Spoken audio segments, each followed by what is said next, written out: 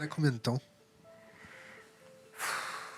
On n'a pas beaucoup de temps. Je pense que nous, de notre vivant, notre vie va complètement changer. C'est pas pour nos enfants, c'est pour nous, quoi. Il faut vivre avec la possibilité que ça ne renaisse pas non plus, ça ne puisse ne pas renaître. Jacques, la thermodynamique d'une fusée qui s'emballe, qu'est-ce qui se passe? Elle explose. Est-ce que vous pensez qu'on va exploser? Oui, oui, bien sûr. Si on dit, et c'est une possibilité, qu'un effondrement global a déjà commencé maintenant, aujourd'hui, parler en termes de population, voilà, cette définition n'est pas terrible. Du coup, nous, on a utilisé la définition qu'avait proposée Yves Cochet, qui est le processus à l'issue duquel les besoins de base de la population, se chauffer, se nourrir, se déplacer, ne sont plus fournis par des services encadrés par la loi et de manière durable. Ça annonce peut-être la fin définitive de la croissance mondiale. Ça ne marche pas, ça ne colle pas.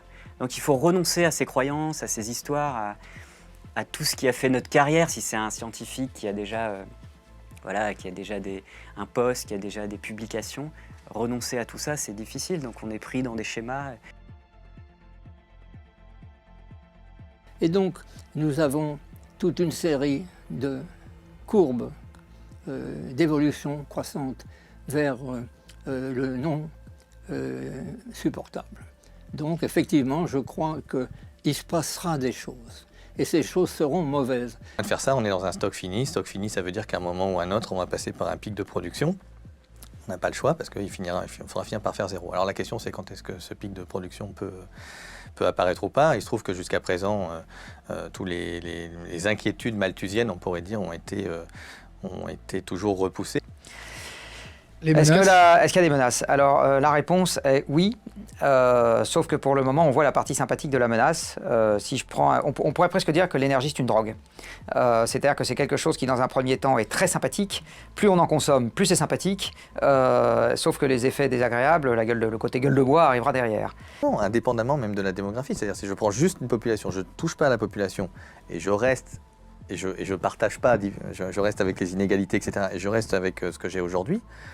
Je me crache quand même, puisque de toute manière, j'ai une consommation inéluctable de ressources non renouvelables d'un stock fini. Donc je finis par tomber. C'est pas seulement le réchauffement climatique, c'est toute la dégradation des sols par l'agriculture industrielle dans le monde entier, et pas seulement en France. C'est la disparition de la biodiversité, c'est la déforestation généralisée, c'est des phénomènes, les pollutions énormes des villes, et tous ces phénomènes déterminent les uns les autres, avec en plus le réchauffement climatique, pour arriver à une situation aggravante qui elle-même va créer de multiples problèmes humains, des migrations, des famines, lesquelles vont elles-mêmes sont déjà commencées. Ah non mais attends, il y a 3 manières de mourir en masse, c'est ça. Guerre, maladie, famine. On n'y manquera pas. C'est les 3 manières qu'il y a de mourir en masse. Le climat, le pic pétrolier, tout ça, c'est des mots gentils, théoriques, des chiffres de scientifiques. Mais tout ça, c'est des effets de contagion qui débouchent toujours sur 3 choses. Guerre, maladie et famine. Et les 3 sont interconnectés et se nourrissent l'une et l'autre. Et il peut y avoir des causes climatiques, des causes... On n'arrivera pas à dénouer toutes les causes, mais ça termine toujours comme ça.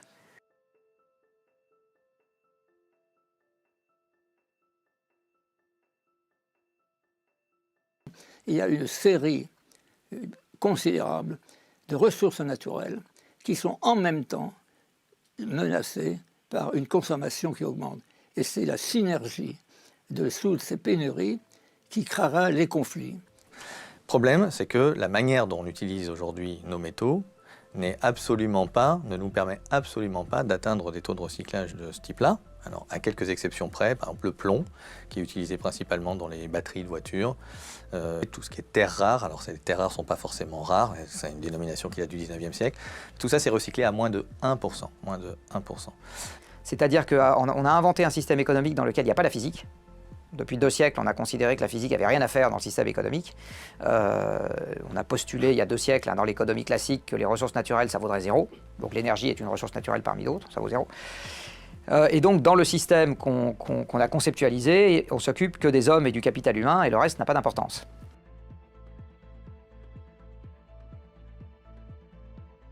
On n'a pas la limite dans les ressources qu'on a sur la question des énergies fossiles ou autres, d'ailleurs, qui est la question du retour sur investissement énergétique.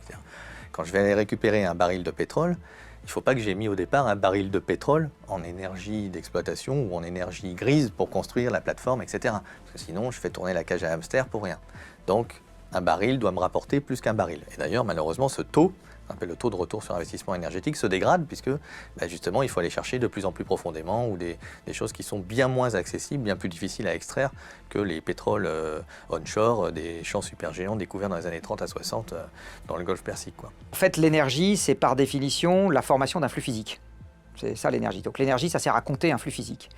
Or, l'économie, ça sert à créer des flux physiques. Quand je transforme du minerai de fer en fer, c'est un flux physique. Quand je transforme mon fer en boulon de 12, c'est de nouveau un flux physique. Et quand je transforme tout un tas d'éléments dans la caméra qui est en train de me filmer, je fais aussi des flux physiques. Donc, la conséquence d'une contraction de l'approvisionnement énergétique dans un pays qui est devenu tellement dépendant des machines pour assurer sa production économique, on la voit déjà autour de nous. C'est une augmentation du chômage, c'est une augmentation de la pauvreté, c'est une augmentation du vote populiste qui s'appelle Trump, Marine Le Pen ou Brexit. C'est les mêmes expressions, on va dire, dans les urnes, venant de gens qui sont à peu près dans les mêmes couches sociales, habitant à peu près aux mêmes endroits et vivant le même genre de déception. On s'est compris. Voilà, non mais bien sûr, à partir du moment où il faut que la dette croisse, parce que voilà, mais la dette n'est qu'un droit de tirage sur le futur. C'est ça qui m'avait fait dire qu'on ne démantèlera jamais les centrales nucléaires, jamais, quel que soit le montant provisionné. Alors il y a un débat sur quel est le montant en euros qu'il faut provisionner, que EDF doit provisionner. Pour déconstruire. Pour déconstruire, pour démanteler, exactement. Le surplus de CO2 qu'on a déjà mis dans l'atmosphère aujourd'hui, si on arrêtait d'émettre demain matin, il faudrait attendre plus de 10 000 ans pour que l'atmosphère revienne à son niveau initial. Plus de 10 000 ans. Donc, je suis désolé d'être un peu caricatural, mais j'en ai marre qu'on vienne me faire chier avec des déchets nucléaires qui, au bout de quelques siècles, je parle bien des déchets, hors plutonium, les autres, au bout de quelques siècles, ils ont perdu l'essentiel de leur radioactivité, alors qu'avec le changement climatique, on est en train de mettre en œuvre à l'échelle de la Terre, dans son ensemble, quelque chose qui est susceptible de déclencher la guerre partout, avec une non-réversibilité sur 10 000 ans. Enfin, on n'est juste pas du tout en train de parler de la même chose.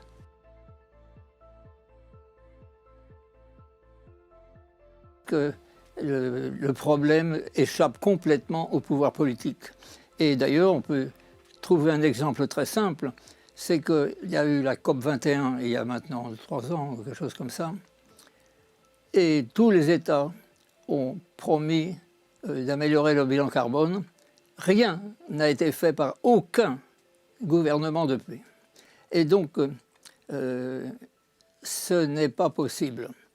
Sur le plan écologique, nous avons passé des seuils qui montrent que quoi qu'il se passe demain, il y a des choses irréparables.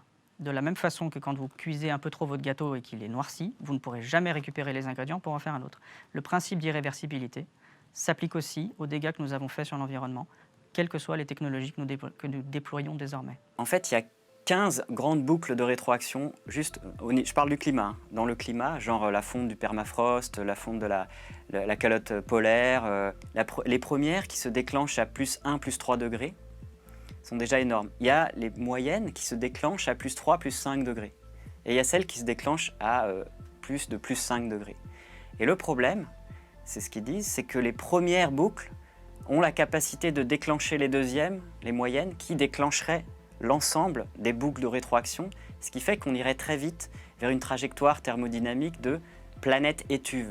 Et les scientifiques nous disent, en fait, on est dans une pirogue, on voit le courant accélérer, ça remue, on ne peut plus ramer en arrière, c'est trop tard. Et devant, il y a les scientifiques qui disent « Oh, regardez, il y a un grand vide à 200 mètres. » Effroi, sidération. Par contre, l'équipe dit, et c'est un peu comme le GIEC, « Regardez là sur la gauche, il y a encore un petit rocher, on peut espérer s'accrocher. » Si on rame tous ensemble, maintenant, à fond et de manière coordonnée. Et tous, c'est l'humanité. 3 à 5 degrés à la fin du siècle, en moyenne mondiale, c'est 6 à 10 degrés sur les continents, parce qu'il fait plus chaud sur les continents qu'en moyenne mondiale. Il n'y a aucune agriculture qui résiste à 6 à 10 degrés de moyenne à la fin du siècle. Aucune.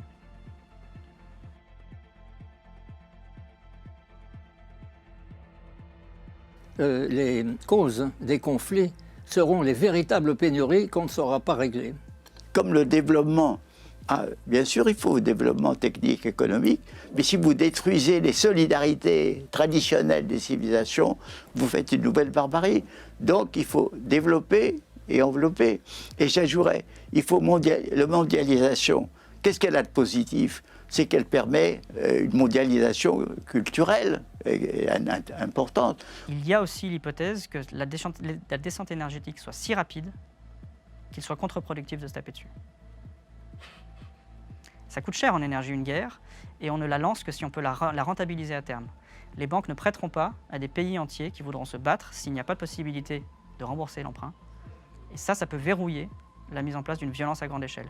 Dans toutes les catastrophes, les catastrophes brutales, tsunami, attaques terroristes, crash d'avion, incendie, tremblement de terre, etc., le comportement majoritaire, mais ultra majoritaire, c'est l'entraide et l'auto-organisation.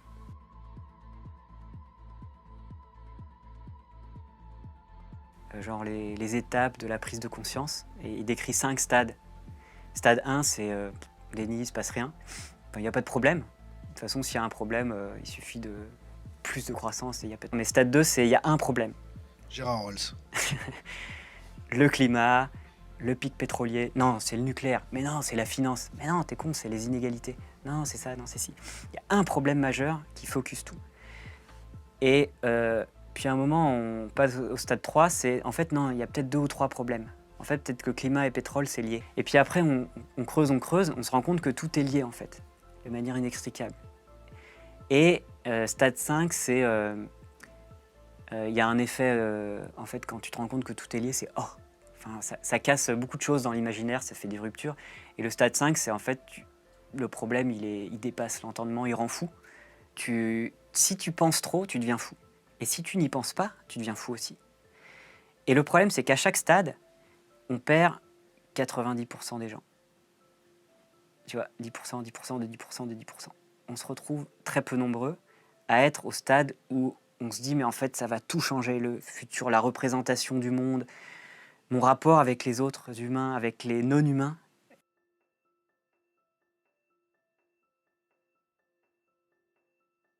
Et je leur dirais aussi, qu'est-ce que c'est qu'une vie bonne? Une vie bonne, c'est une vie où l'on peut épanouir ses propres aptitudes, ses propres aspirations, mais au sein d'une fraternité, d'une communauté et de l'amour. C'est pas l'égoïsme fermé, c'est pas se fondre dans une communauté fanatique et croyante, c'est à la fois l'un et l'autre ensemble. Je dirais, vivez, ça c'est la vie, allez dans ce sens. Voilà ce que je leur dirais. J'évoquais dans mon parcours ce qui a le plus marqué, le contenu très abstrait pourtant de mon travail, c'est mon expérience, le contact direct avec la réalité.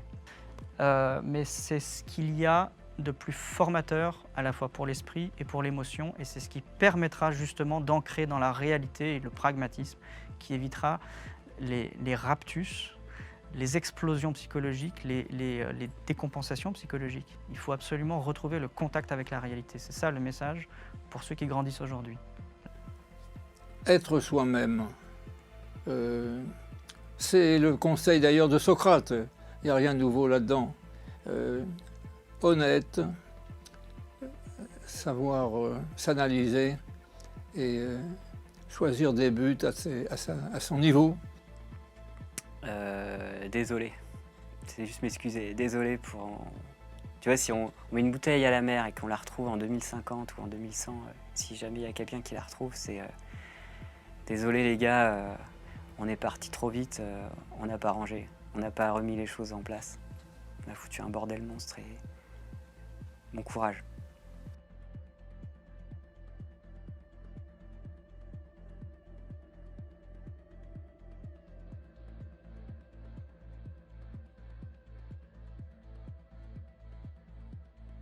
Nous allons devoir nous poser la question de savoir si nous nous transformons, ce qui n'est jamais facile, ou si nous prenons le risque de nous effondrer, ce qui est toujours terrible. Et c'est évidemment extrêmement préoccupant. Il nous revient donc de préparer notre pays et notre planète à cette nouvelle ère, de ne pas la subir, mais de la façonner. Tout a été écrit sur le sujet, depuis les remarquables livres de Jared Diamond jusqu'aux témoignages saisissants de ceux qui parcourent inlassablement la planète pour éveiller les consciences. Et je voudrais commencer mon propos en renvoyant à un livre que j'ai souvent l'occasion de citer, et après tout c'est très bien car c'est un livre assez central et assez merveilleux, même si à bien des égards il peut paraître préoccupant à certains, voire même angoissant. C'est un livre dont le titre français est « Effondrement ». Et ces sociétés, de l'île de Pâques au Japon de la période Edo, ces sociétés, confrontées à ces risques, confrontées à l'éventuelle surutilisation de leurs ressources naturelles, confrontées à des choix, par exemple, agricoles qui n'étaient pas tenables ou à des choix d'aménagement ruraux qui n'étaient pas tenables, se rendaient compte qu'au fond, il leur restait la possibilité soit de s'effondrer, soit au contraire de se transformer. Alors le livre de Jared Diamond est préoccupant parce qu'il analyse des cas d'effondrement, c'est-à-dire des sociétés humaines où on n'a pas su regarder la réalité en face, ou plus exactement, on n'a pas su s'adapter à la réalité. Et c'est évidemment extrêmement préoccupant.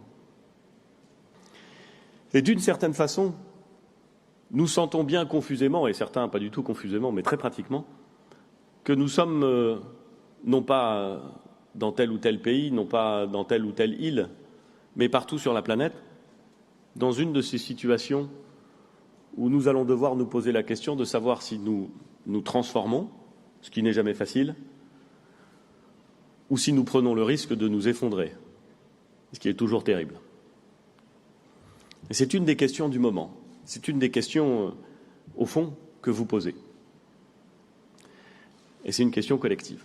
C'est un livre que je cite souvent et que Nicolas aime bien, qui est Effondrement de Jared Diamond. Collapse. Collapse en anglais, qui montre comment doivent être envisagées les questions d'accès aux ressources, d'environnement et de collaboration avec les sociétés qui nous entourent, lorsque ces questions-là deviennent prégnantes et arrivent à un point qui est tel que si on ne prend pas les bonnes décisions, c'est une société entière qui s'effondre littéralement, qui disparaît.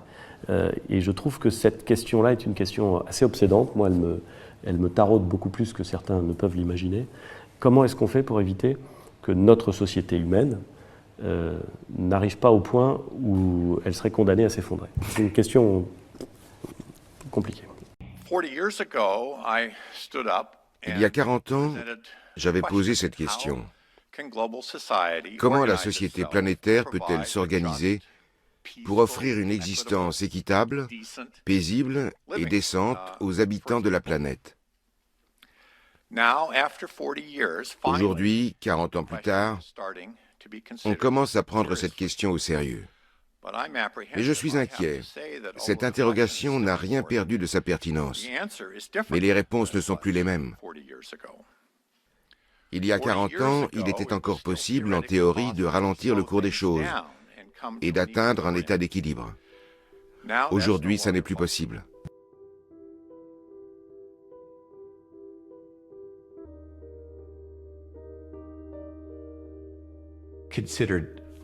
Aujourd'hui, on considère que les crises sont indépendantes les unes des autres.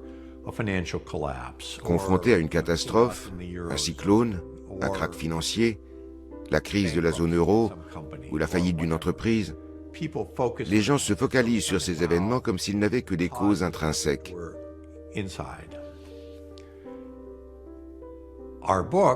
Nos recherches prouvent le contraire.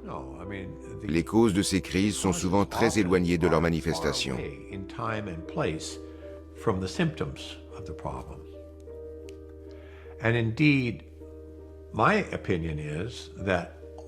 Je suis convaincu que ces phénomènes ne sont que des symptômes. Le problème fondamental, c'est la croissance matérielle illimitée sur une planète limitée. Nous avons porté la croissance démographique, la consommation alimentaire, la production énergétique et la consommation de biens matériels à des niveaux qui ne sont pas soutenables.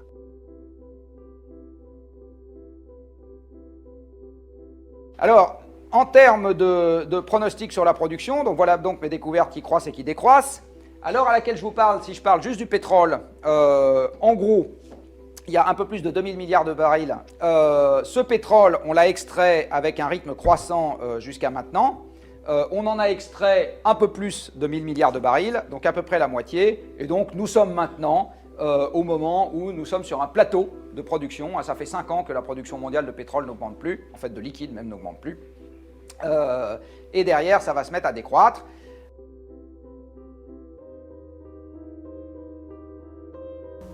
Donc là, vous avez donc les températures, donc depuis le milieu du siècle. Là, en fait, depuis le début du XXe siècle, les températures ont augmenté en moyenne globale de 1 degré. Donc vous voyez là, les 3 dernières années ont été des années records. 5 degrés en 5000 ans fait la transformation que vous avez sous le nez. On va refaire une règle de 3. 5 degrés en 5000 ans, ça fait 1 degré en 1000 ans, ça fait 0,1 degré par siècle. 0,1 degré par siècle, soutenu sur quelques dizaines de siècles, ça vous fait ça. Maintenant, je vous pose la question, est-ce que vous pensez que quelques degrés en un siècle, ça va être une promenade de santé?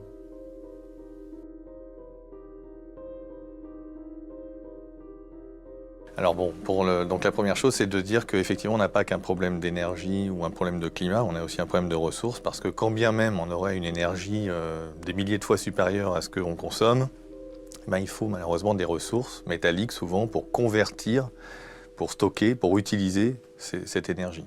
Donc,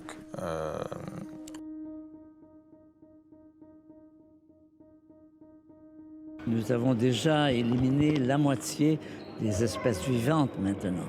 Donc ça correspond à ce qu'on appelle une extinction massive, comme vous avez dit. C'est la 6e depuis le dernier milliard d'années, mais c'est la plus grave parce que c'est la plus rapide.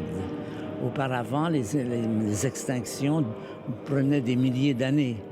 Maintenant, c'est des décennies. Alors, les animaux, la vie peut s'adapter, c'est une de ses qualités, mais pas à cette vitesse. Nous dépassons la vitesse, disons, je dirais presque maximale d'adaptation de la vie. Et les écologistes, à l'heure actuelle, se posent la question de savoir à quel moment c'est l'humanité qui commencera à s'écrouler. C'est-à-dire pour le moment, on a détruit 90% de notre biodiversité. En Europe, ça va encore pour nous. Donc les écologistes disent, est-ce que c'est à 95% que le système va lâcher? Est-ce que c'est... On ne sait pas. La catastrophe du Crétacé est ridicule en comparaison de ce qui se passe en ce moment. Mais ça meurt, ça meurt, ça meurt. Puis les gens attendent, disent, peut-être qu'un jour on va voir quand ça va péter, quoi.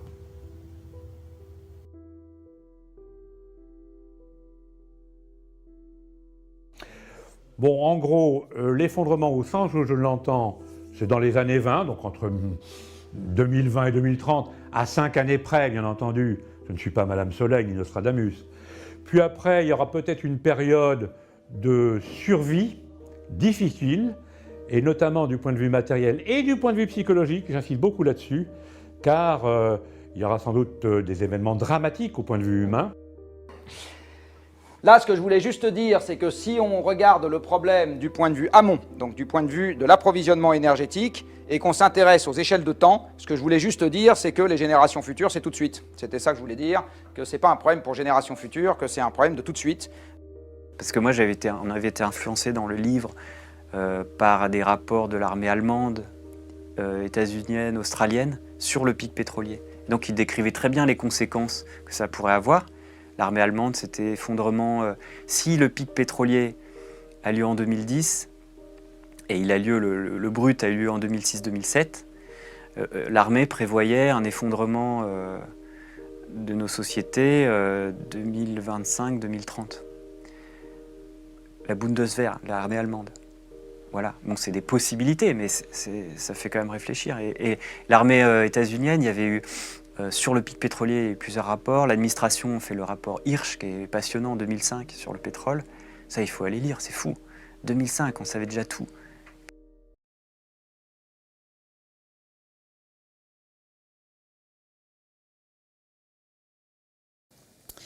Alors à la base, en sortant, je suis sorti de la fac, en éducation populaire, j'avais fait une étude sur l'agriculture sans pétrole, post-pétrole.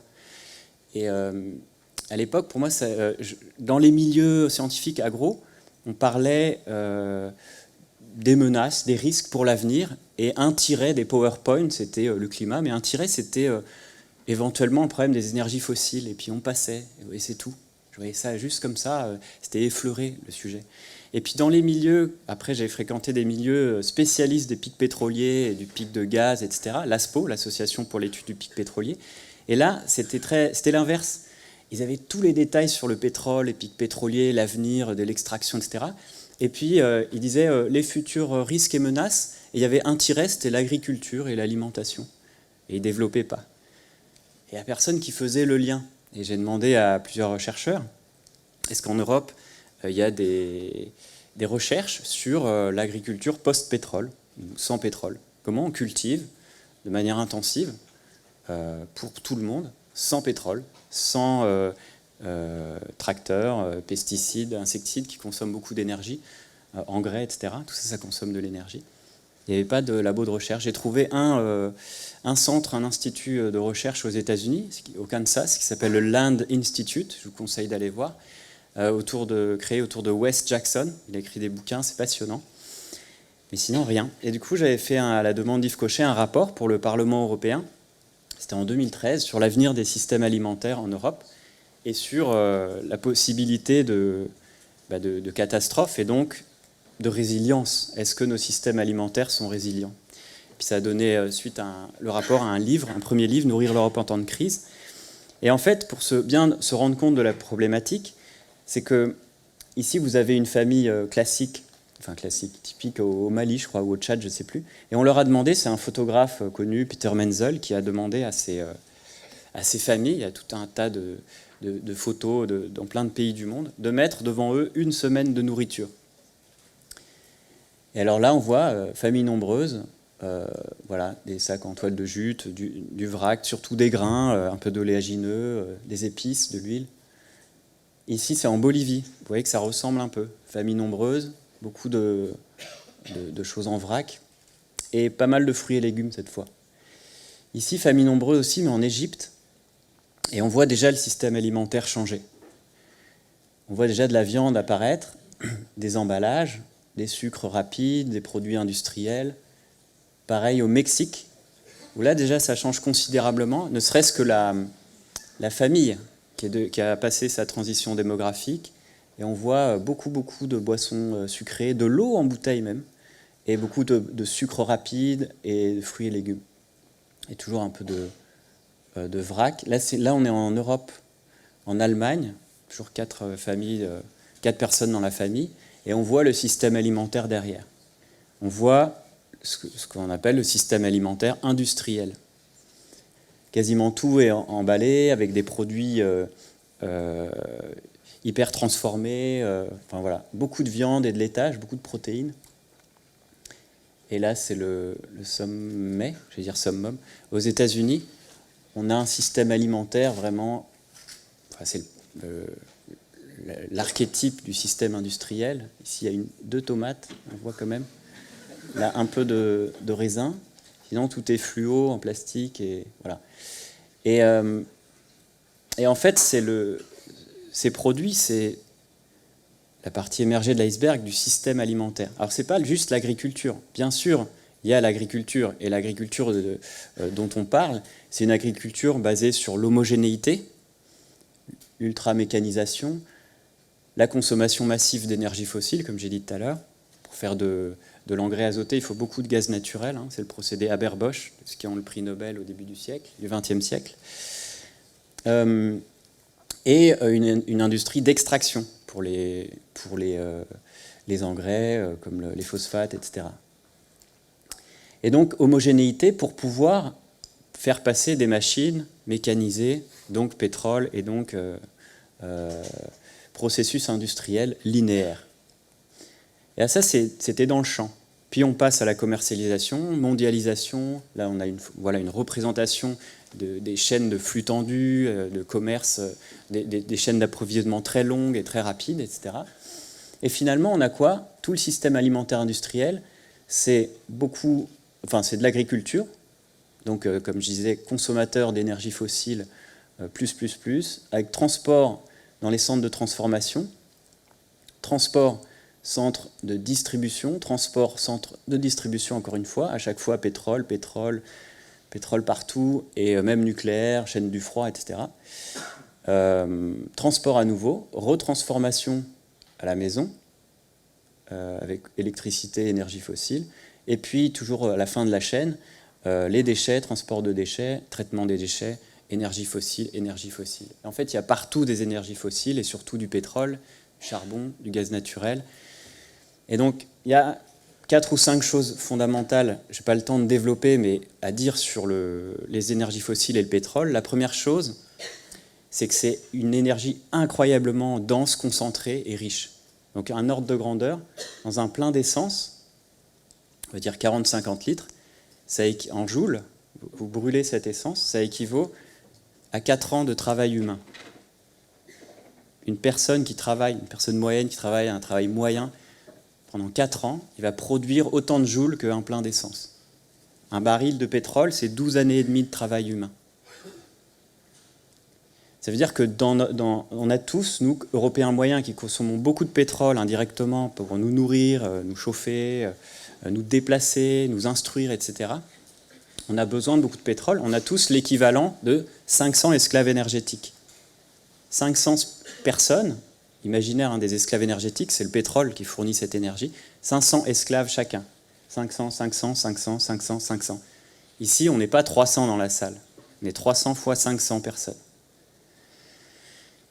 Ça, c'est la première chose. C'est une énergie dense, incroyablement précieuse, et on la brûle très vite. Deuxième chose, c'est qu'on fait beaucoup de choses avec du pétrole. Toute la civilisation thermo-industrielle est basée là-dessus. On peut faire du plastique, des textiles, des médicaments, etc. Troisième chose, toute notre société en dépend. Et c'est très corrélé, les prix du pétrole sont très corrélés par exemple aux prix alimentaires.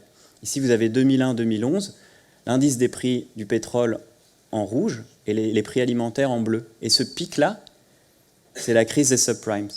Vous vous souvenez, à l'époque, il y a eu des émeutes de la faim dans 135 pays. En 35 pays, pardon. Donc ces petits pics-là, c'est vraiment des événements géopolitiques majeurs. Donc toute notre société, notre alimentation, nous mangeons du pétrole, en fait, c'est ça. Et l'autre chose à dire, quatrième chose, vous voyez ici, c'est la courbe de découverte du pétrole tout au long du siècle. 1930, 2030, là il y a un siècle de découverte de gisements. Et puis en vert, c'est l'extraction, c'est la quantité de production. Au début, on découvre plein de choses, et puis peu à peu, on l'extrait, etc. Et entre le pic de découverte et le pic d'extraction, il y a toujours 40 ans. Voilà, c'est une sorte de principe géologique. Donc en fait, on est tout en haut du pic. En rouge, c'est la demande qui continue. Donc là, il y a un effet de cisaillement, un décrochage entre l'offre et la demande. Et en fait, on est en haut d'un pic de production et d'extraction. C'est-à-dire que la production va commencer à décliner. Alors vous allez me dire, ouais, on est en haut d'un pic. Ça veut dire qu'il y a encore la moitié de la courbe en cloche. Effectivement, il y a encore beaucoup de pétrole, de réserves prouvées. Même pas dans les futures découvertes. Dans les réserves prouvées, on a de quoi exploser le climat de 5 fois la limite des 2 degrés du GIEC. Vous savez, si on extrait tout et on brûle tout, c'est la hot house Earth, comme disent, la planète étuve. C'est foutu au niveau climatique. Donc on a encore beaucoup de pétrole. La question du pic pétrolier, c'est qu'on n'arrivera pas à l'extraire. Pour des raisons thermodynamiques, parce que ça coûte de l'énergie d'aller extraire toujours plus loin, plus profond, avec plus d'ingénieurs, plus de techniques, etc. Et pour des raisons aussi... alors ça s'appelle EROI, Energy Return on Energy Invested, le retour sur investissement en fait, le taux de retour énergétique. Au début, c'était très facile de faire sortir du pétrole, l'extraire, on appelait des ingénieurs, hop, des machines. Pour un baril dépensé d'extraction pour l'industrie, il y en avait 100 qui sortaient aux États-Unis. Donc 99 barils de surplus pour développer la civilisation. C'est très facile. 90 ans après, le rapport est de 1 sur 35. Il faut creuser pour un baril dépensé, on n'en retire que 35. Et en fait, ce taux de retour énergétique diminue de manière plus que proportionnelle. Aujourd'hui, aux États-Unis, on est à 1 sur 12. Ça devient dangereux en dessous de 1 sur 20 pour une société. Au niveau mondial, on est à peu près à 1 sur 20. Bon, après, les chiffres sont... c'est une fourchette, quoi. Donc ça devient difficile, énergétiquement, d'aller extraire cette énergie. Et le problème, c'est qu'il y a un problème thermodynamique et il y a un problème financier. C'est-à-dire que notre société, elle a besoin de finances, d'investissement, d'un système d'aide, etc., pour maintenir cette puissance d'extraction. Et inversement, elle a besoin de cette puissance du pétrole pour faire marcher toute la croissance, le système d'aide. Dès qu'il n'y a plus de croissance, tout le système financier s'écroule comme un château de cartes. Et la croissance est directement proportionnelle à l'essence qu'on met dans le système, donc au pétrole. En fait, cette courroie de distribution énergie-finance, c'est la courroie de distribution de notre civilisation thermo-industrielle. Et les deux piliers là sont très fragiles et sont interconnectés. S'il y en a un qui s'effondre, l'autre s'effondre.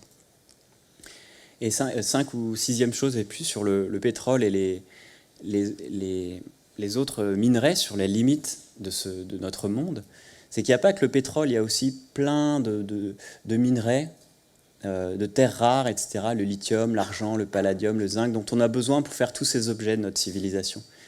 Et au rythme actuel d'extraction, il ne reste que quelques années de tous ces minerais, qui font vivre toute notre civilisation aussi. Donc il n'y a pas que le problème de l'énergie, il y a le problème des terres rares, des minerais et des matériaux.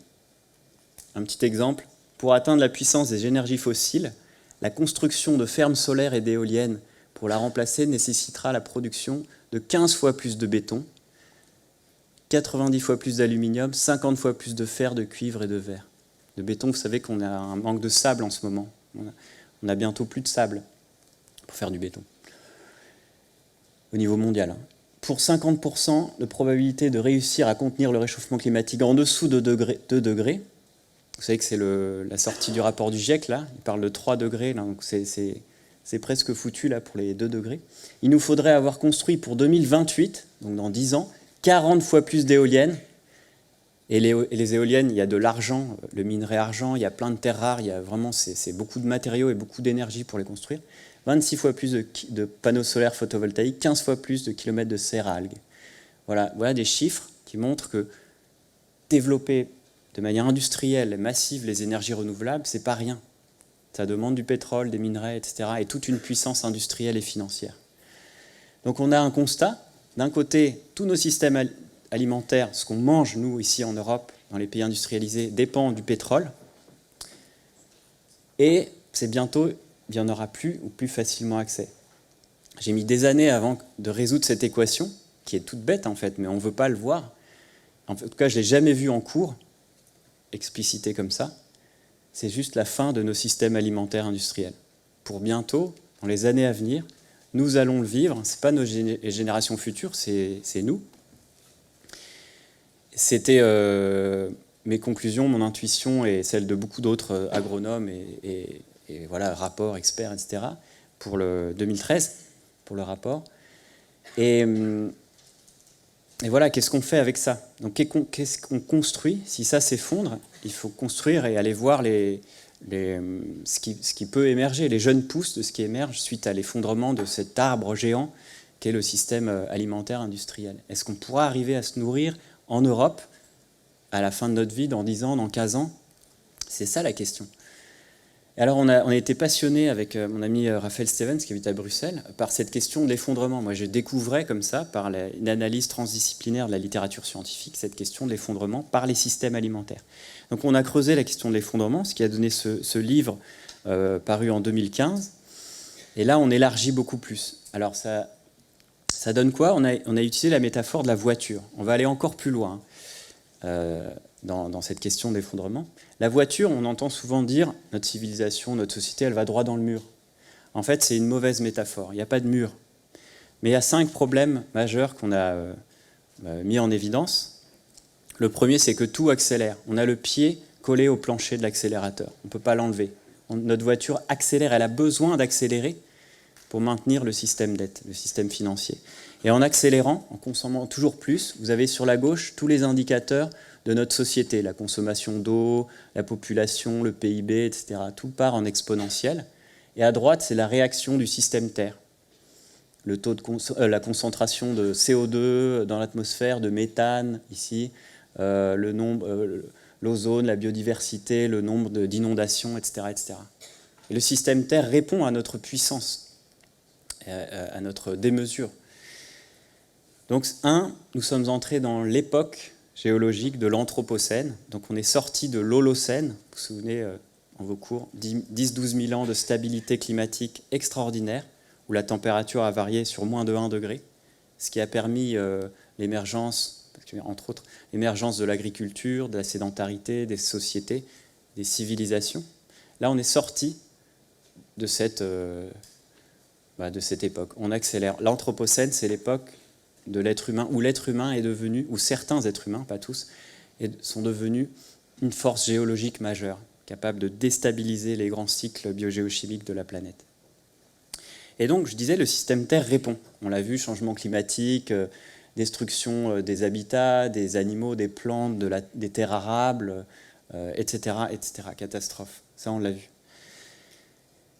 Eh bien, le manque de pétrole et de minerais, dont on parlait au début, c'est le fait...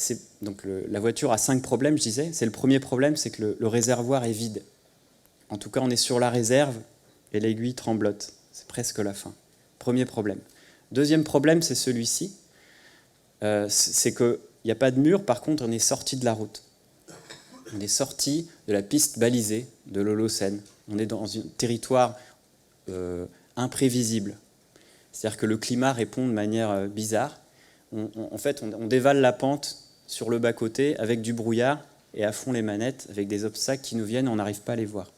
Voilà la situation de la voiture. Petit quiz pour ceux qui n'ont pas vu la conférence ou pas vu les vidéos sur YouTube. Alors, à votre avis, que représente cette boule rose en volume? Ceux qui savent déjà, laissez les autres répondre. J'aime beaucoup cette dia.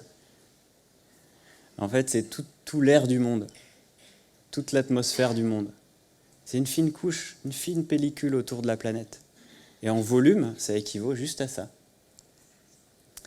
Et ici, ah non, c'est pas l'eau douce, c'est toute l'eau du monde, océan compris. Toute l'eau du monde, c'est fou. En fait, l'eau douce, ça serait, si vous imaginez ça, c'est une orange. Ça serait un petit pois. L'eau douce, c'est un grain de sucre. Toute l'eau du monde, océan compris, c'est ce volume-là. On arrive dans ce que Serge Latouche appelle l'âge des limites, l'Anthropocène. On a fait le tour et on est sur ce petit vaisseau spatial fragile. Et l'enjeu de notre génération, c'est d'en prendre soin et d'éviter les dégâts. Alors c'est mal barré, d'accord, mais il y a encore moyen de faire plein de trucs. Toute l'eau du monde. Et en fait, le troisième, j'en suis où moi, accélération, réservoir vide, sortie de la route. Quatrième problème, le volant est bloqué. Il y a des verrouillages partout dans la société, systémiques, socio-techniques, ce qu'on a institutionnel, monétaire, individuel, connectif, etc., etc. Il y a beaucoup de verrouillages, c'est-à-dire que, pour résumer, nous, les ingénieurs qui sommes formés aujourd'hui, on passe notre temps à résoudre des problèmes que nos ancêtres, les générations précédentes, ont fabriqués. À un moment, il y a certaines personnes, ils ont choisi le moteur à explosion pour développer la civilisation. Et maintenant, on passe notre temps à résoudre ce problème. C'est ce que les sociologues appellent path dependence, dépendance au sentier. C'est-à-dire qu'on est pris dans un sillon et à chaque fois, il faut améliorer la situation, mais qui dépend des choix techniques d'avant. Ça, c'est un système socio-technique. Et le système socio-technique, il est géant, il est mondialisé, il est hyper... Et plus il est grand, plus il est verrouillé. Et on a vraiment du mal à sortir de ce sillon, à tourner le volant, à entamer une transition vers une autre société, une autre civilisation, etc. Et plus c'est grand, plus c'est verrouillé, plus il y a de verrous politiques, cognitifs, etc., plus c'est difficile. Et le cinquième problème, c'est que l'habitacle de la voiture est hyper fragile. Alors pourquoi est hyper vulnérable? On dévale la pente et en fait, notre voiture est très fragile. Pourquoi? Parce que tout est interconnecté. Ici, c'est juste un cliché qui a été fait à Davos, au Forum économique mondial. On demande à tout le monde, à chaque année, d'estimer, de quantifier les risques planétaires. Les risques. Et en fait, tous les risques sont liés entre eux. Ça vient de Davos. Mais c'est juste que notre monde est très complexe, trop complexe. Et dans cette augmentation de la complexité, la part d'imprévisible, d'irréversible, de complexité, on dirait même Edgar Morin, ça en devient problématique. Alors moi, j'ai été nourri à ça, parce que j'ai fait ma thèse au labo de Prigogine, l'ancien... enfin, il est mort déjà, mais je dis ancien, celui qui est mort, de prix Nobel de chimie, qui a mis en évidence les lois du chaos, de l'irréversibilité, de l'auto-organisation, etc. Donc j'ai été baigné là-dedans. Mais je remarque de plus en plus que les biologistes ne sont pas trop formés à la complexité. C'est encore du mal dans le milieu de la science, et alors n'en parlons pas hors de la science. Et donc l'invitation, c'est d'aller comprendre ces dynamiques. On est dans des systèmes complexes adaptatifs, la société, les écosystèmes, etc., qui réagissent de manière bizarre, contre-intuitive. Par exemple, quand on a des systèmes, des réseaux comme ça, hétérogènes avec peu de liens, quand on leur met une contrainte, ça se dégrade peu à peu. Par contre, les réseaux hyper connectés, hyper homogènes, comme peut l'être notre société, notre finance, notre mondialisation, notre économie, eh bien, ça résiste bien. C'est assez résilient au début à la contrainte, mais en fait, ça cache une fragilité qu'on ne voit pas, et ces systèmes hyper connectés réagissent de manière beaucoup plus brutale. Donc au début, on a une capacité d'adaptation pour cela, et puis dans les régimes hyper connectés, on a une résistance au changement, et à un moment, on a ce qu'on appelle des transitions critiques, des catastrophic shifts, si vous voulez aller voir les publications. Et on est typiquement dans ce cas. On ne voit pas les effondrements. Les systèmes tiennent plus longtemps qu'on le croit et s'effondrent plus rapidement que prévu. Et du coup, on va vers des effets dominos. Et lorsqu'il y aura une grande rupture de tous ces systèmes interconnectés, que ce soit finance, économie, électricité, transport, tout ça est connecté. Et ça peut faire des effets dominos, des effets en cascade, qui mettent à mal une société entière. Je vous invite à lire ce roman que je viens de lire, qui est assez mal écrit, mais passionnant, sur... non, mais la forme, le fond est intéressant, parce que le pitch, je ne vous raconte pas, mais c'est blackout en Europe de plusieurs jours. Ça va jusqu'à 10 jours. Et c'est incroyablement bien documenté au niveau technique. Voilà, c'est vraiment... ça fait quelque chose. C'est autre chose que les rapports scientifiques, mais il y a de quoi se nourrir pour les collapsologues en herbe. Alors la voiture, voilà, on a le pied bloqué sur l'accélérateur, le réservoir est vide, la sortie de la route, le volant est bloqué et l'habitacle est très fragile. Voilà pour le constat. Je vous disais, il faudrait creuser cette complexité, ce côté systémique des problèmes qui est rarement abordé dans les médias et en sciences. Et donc c'est ce qu'on a fait par notre approche transdisciplinaire. Un exemple typique de systémique, c'est le modèle du Club de Rome, 1972, le rapport Meadows,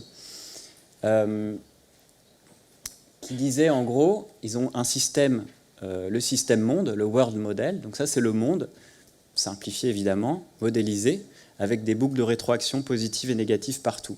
C'est en dynamique des systèmes, c'est une discipline qui s'appelle dynamique des systèmes, et ils ont modélisé le monde, et à l'époque c'était le début des ordinateurs au MIT, ils ont mis les chiffres réels, la population, l'investissement industriel, les taux de natalité, tout ça. Ils ont mis la production alimentaire, ils ont mis ça. Et ils ont appuyé sur Enter et ils ont vu comment le monde, qui était modélisé là, allait évoluer.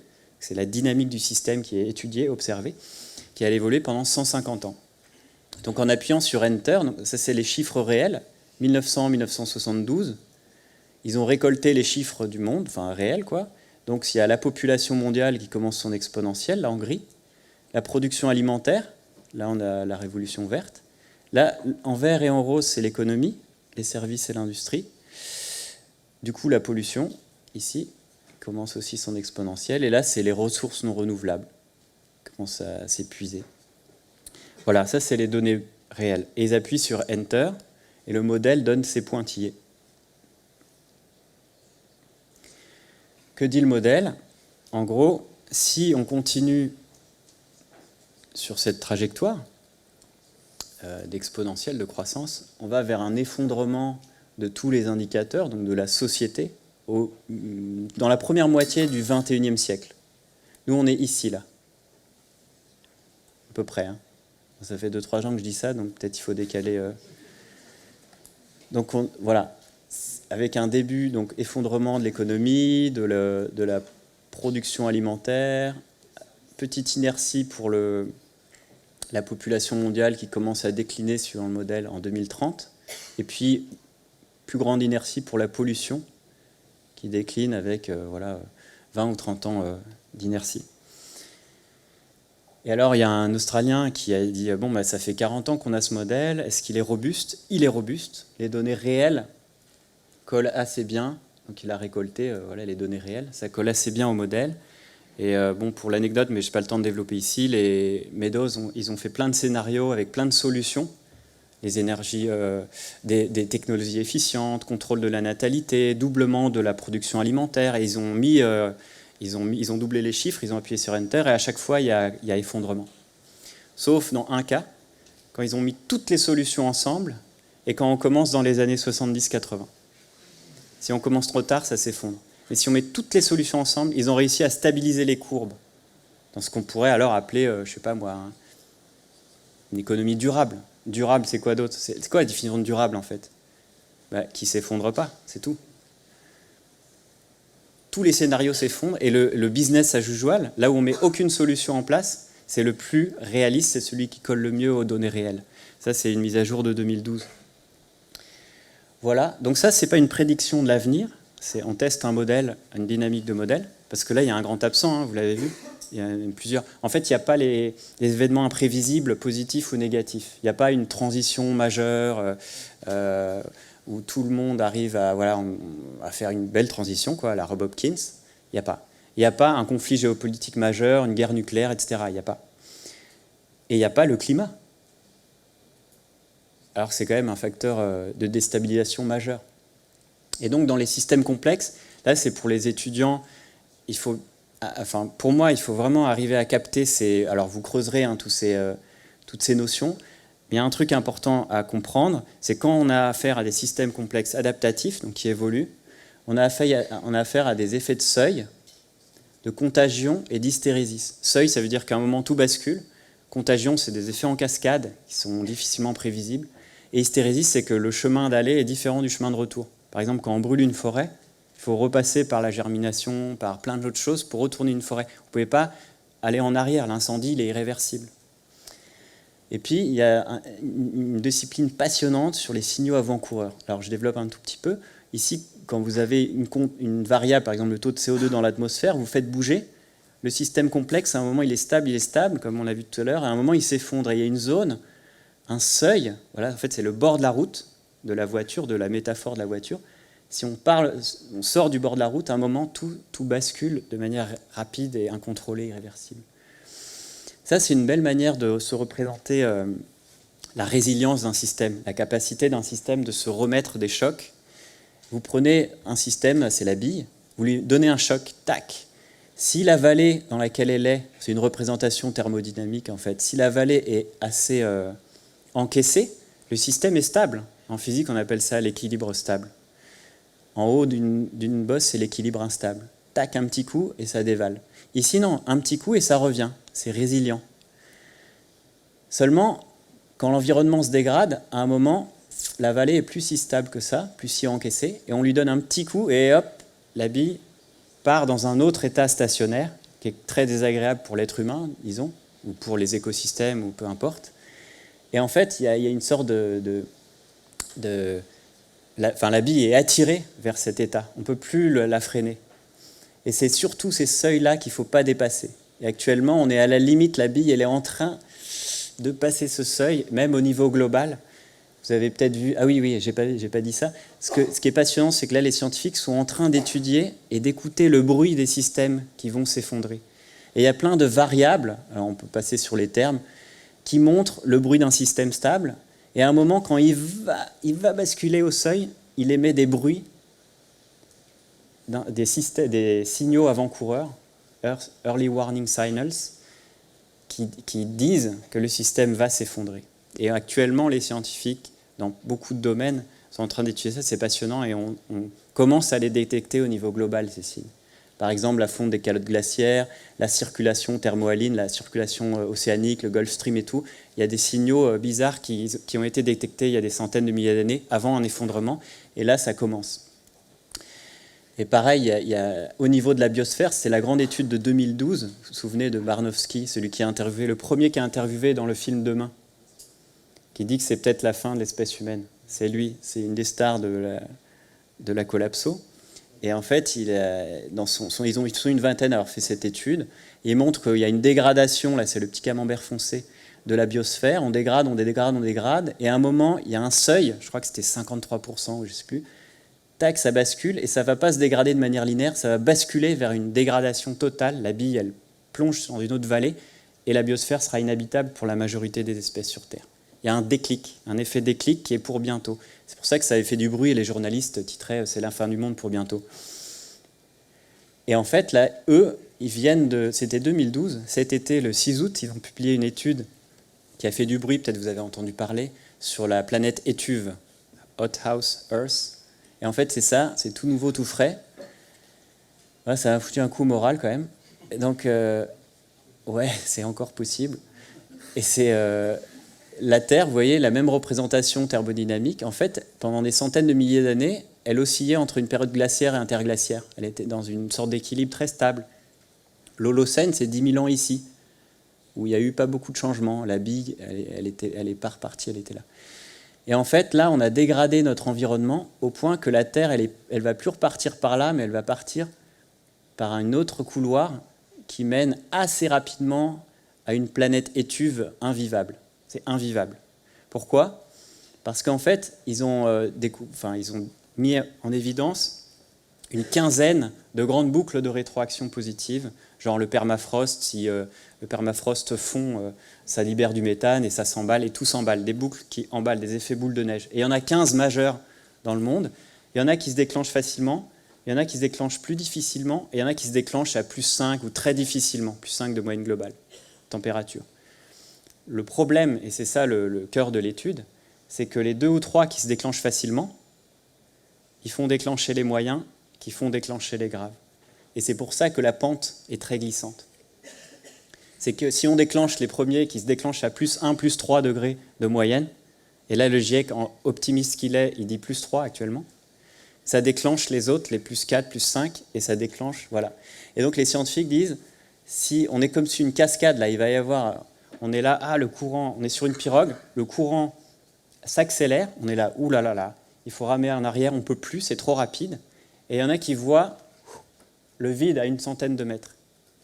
Vite, il faut nager, faut pagayer en marche arrière, c'est pas possible. Le courant est trop rapide aujourd'hui, on a dépassé des seuils. Vite, il faut aller sur le bord du rivage, c'est trop rapide, le courant est trop rapide. Et eux, dans cette étude, ils disent, il y a un tout petit rocher là à gauche, on peut encore s'accrocher. C'est ici. Ils calculent que si on est tous coordonnés, on s'y met à fond, on passe une transition, mais en peu d'années, un truc de fou, genre une économie en temps de guerre, on y va tous à fond, on peut encore s'accrocher au petit rocher, mais il faut être coordonné et y aller à fond. Et encore, c'est pas sûr qu'on y arrive, et encore, si on s'accroche, on stabilise à plus 2 degrés, ce qui est absolument catastrophique. Je vous rappelle, ça fait 800 000 ans qu'on n'a pas vécu ça, l'être humain n'a jamais vécu ça. Donc on sera sur le rocher et on peut se prendre encore une vague imprévue, ou alors si on continue à chahuter dans la pirogue, on se décroche du rocher. On en est là. Ça, c'est juste la question climatique. Il y a encore toutes les autres questions du pétrole, de la pollution et tout ça.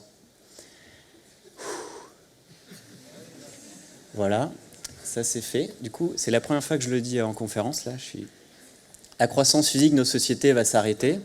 C'était en 2015, on était sûr de ça. Dans ce livre-là, nous avons altéré l'ensemble du système Terre de manière irréversible. Nous allons vers un avenir instable, non linéaire. Nous pouvons être désormais soumis potentiellement à un effondrement systémique global. Donc, pour résumer, on a quand même un état de stupéfaction, de paralysie, d'effroi. Et avec Raphaël, on explique ça comme ça. Si on arrête le moteur, si on arrête de consommer, d'extraire des carburants fossiles, etc., etc. Si on arrête tout, la finance s'écroule, on provoque un effondrement de notre société industrielle, mais on peut essayer de préserver, ça peut peut-être préserver des frontières, des seuils, des bords de la route du système Terre.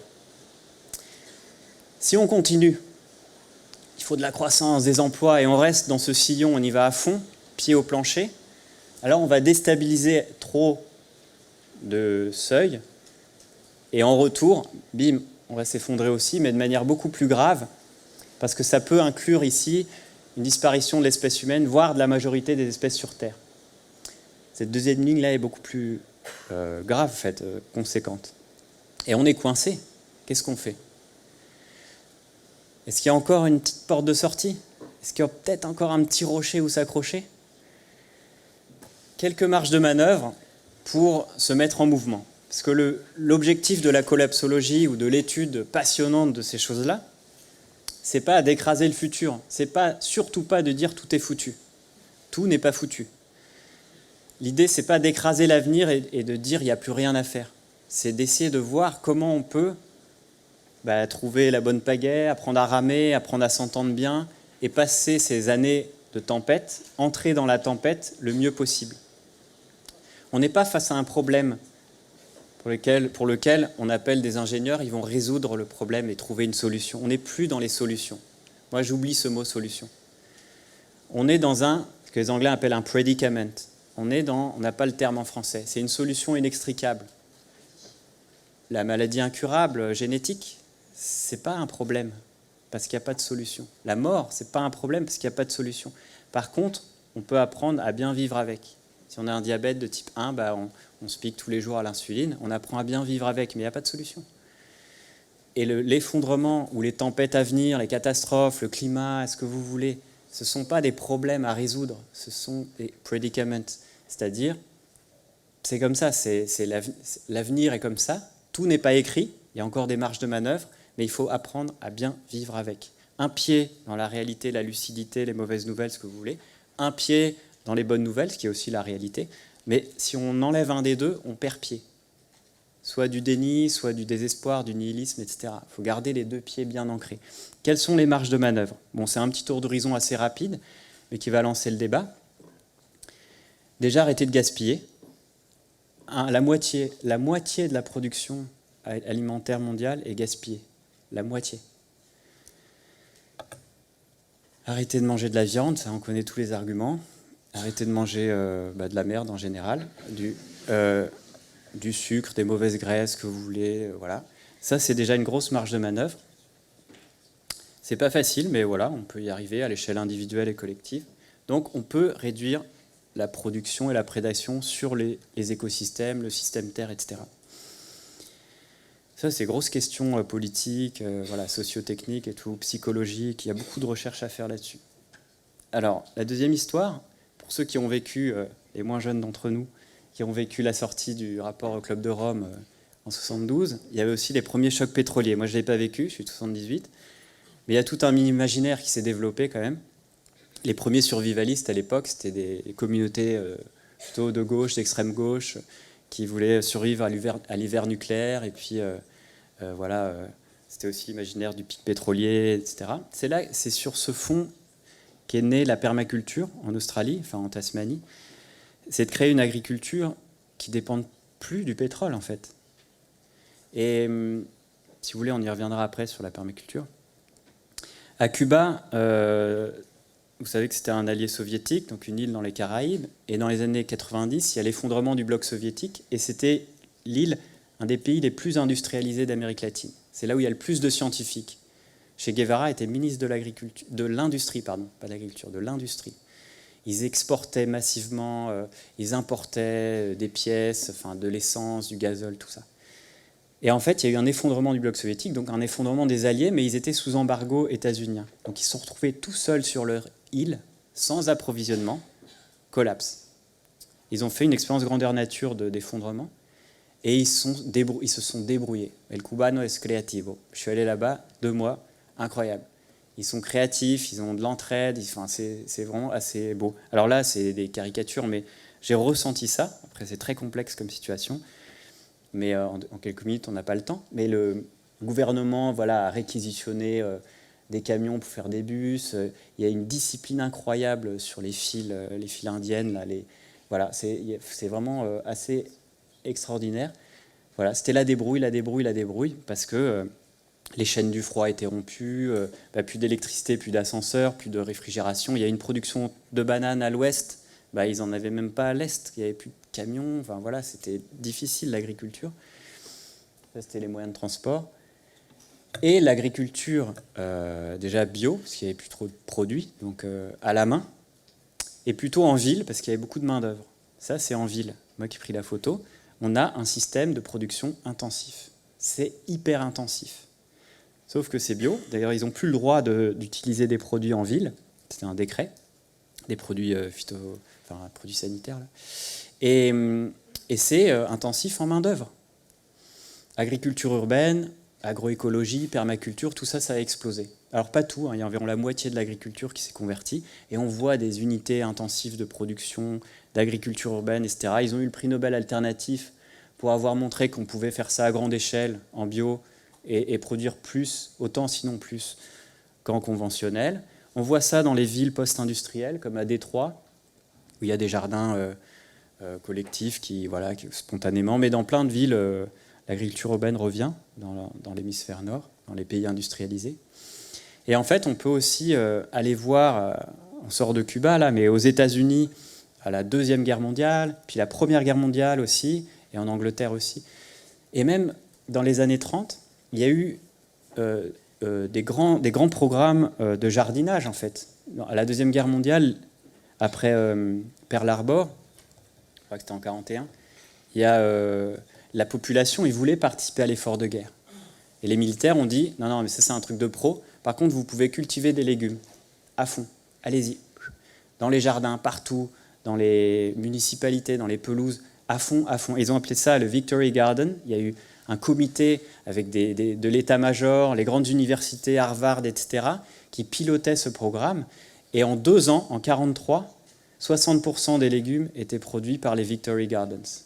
Partout, dans les grandes universités, devant le Capitole. Imaginez ça aujourd'hui, hein, à l'Élysée ou je sais pas. Et des pubs partout, voilà.